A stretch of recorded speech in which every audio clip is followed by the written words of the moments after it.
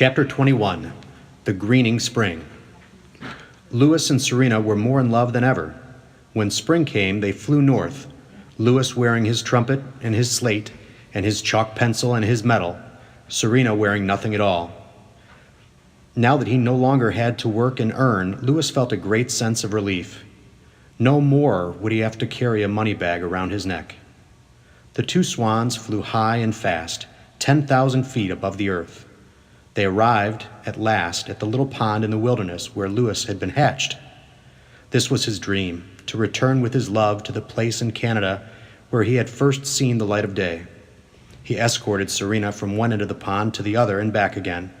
He showed her the tiny island where his mother's nest had been. He showed her the log Sam Beaver had been sitting on when Louis had pulled his shoelace because he couldn't say beep. Serena was enchanted. They were in love. It was spring.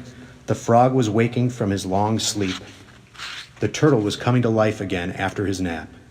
The chipmunk felt the warm, soft, and kind blow through the trees, just as it did in the springtime when Louis's father and mother had visited the pond to nest and raise their young.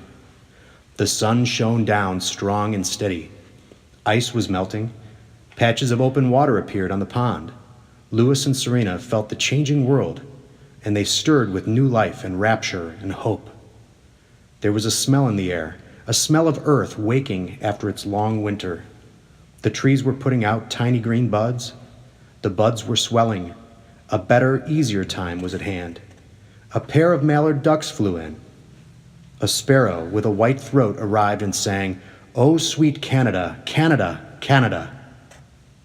Serena chose a muskrat lodge on which to build her nest. It was the right height above the water. The muskrats had built it of mud and sticks. Louis had hoped his wife might decide to make her nest in the same spot where his mother had built hers. But females are full of notions, and they want their own way, pretty much. And Serena knew what she was doing. Louis was so delighted when he saw her begin to construct the nest. He didn't really care where it was. He raised his horn to his mouth and played the beginning of an old song called "It's Delightful to Be Married, to be married." Then he helped by bringing a few pieces of coarse grass.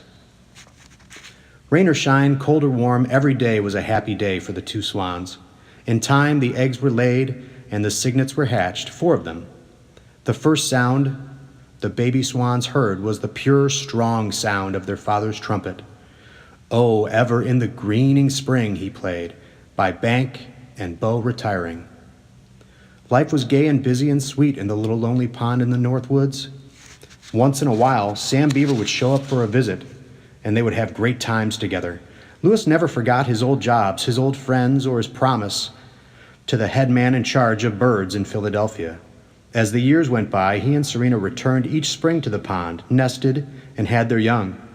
And each year, at the end of summer, when the molt was over and the flight feathers grew back and the cygnets were ready to try their wings, Louis took his family for a long pleasure trip across America. He led them first to Camp Kooskoos, and where he had saved the life of Applegate Skinner and won his medal. The camp would be closed for the season, but Louis liked to revisit it and wander around, remembering the boys and how he had earned his first $100 as camp bugler. Then the swans would fly to Boston, where the swan boat man always gave them a big welcome. Louis would polish up his horn, blow the spit out of it, and swim in front of the boats playing "Row, row, row your boat." And the people of Boston would hear the familiar sound of the trumpet of the swan and would flock to the public garden. Then the boatman would treat Louis and Serena to a night at the Ritz Hotel, while the cygnets spent the night by themselves on the lake, watched over by the boatman. Serena dearly loved the Ritz. She ate dozens of watercress sandwiches and gazed at herself in the mirror and swam in the bathtub. And while Louis stood and looked out the window of the public garden down below, Serena would walk around and around, turning the lights on and off for the fun of it. Then they would both get into the bathtub and go to sleep. From Boston, Louis would lead his family to the Philadelphia Zoo and show them Bird Lake.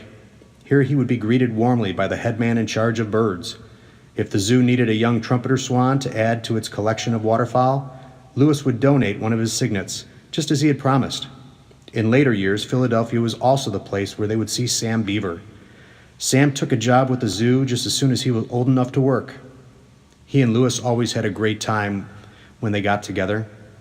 Lewis would get out his slate and they would have a long talk about old times.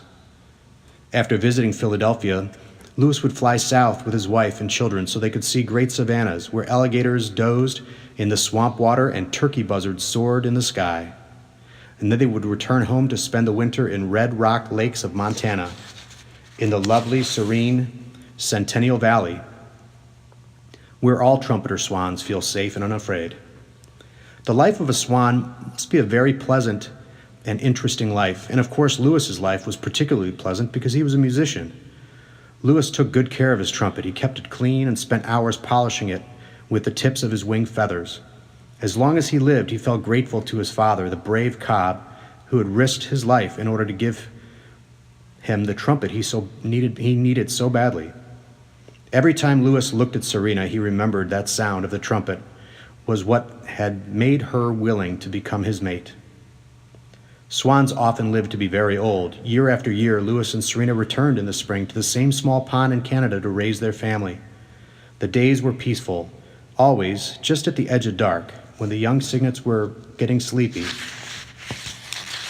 Lewis would raise his horn and play taps, just as he used to at camp long ago. The notes were sad and beautiful as they floated across the still water and up into the night sky. One summer, Sam Beaver was about 20. He and his father were sitting in their camp in Canada. It was after supper. Mr. Beaver was rocking in a chair, resting after a day of fishing. Sam was reading a book. "Pop," said Sam, "what does crepuscular mean?" "Well, how should I know?" replied Mr. Beaver. "I never heard the word before." "It has something to do with rabbits," said Sam. "It says here that a rabbit is a crepuscular animal." "Probably means timid," said Mr. Beaver. "Or maybe it means that it can run like the dickens. Or maybe it means stupid.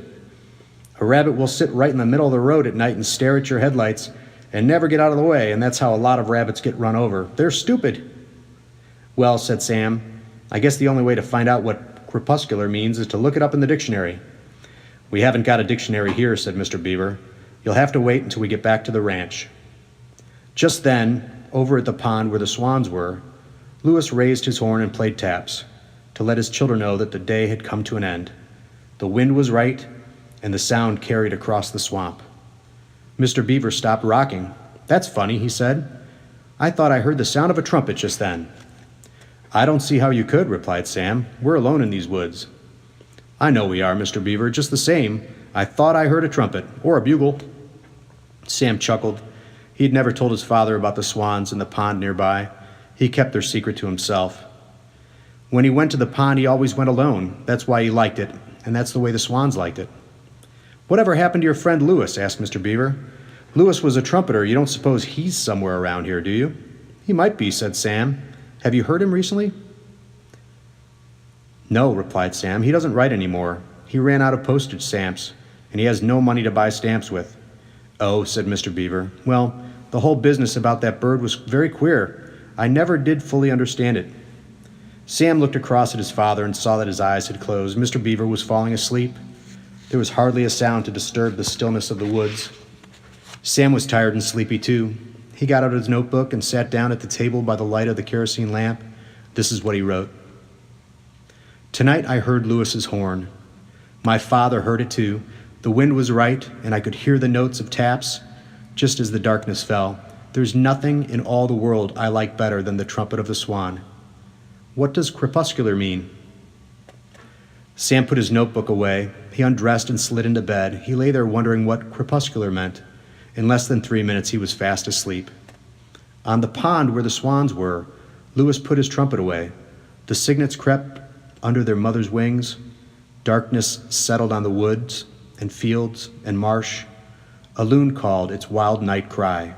As Lewis relaxed and prepared for sleep, all his thoughts were of how lucky he was to inhabit such a beautiful earth, how lucky he had been to solve his problems with music, and how pleasant it was to look forward to another night of sleep and another day tomorrow, and the fresh morning and the light that returns with the day.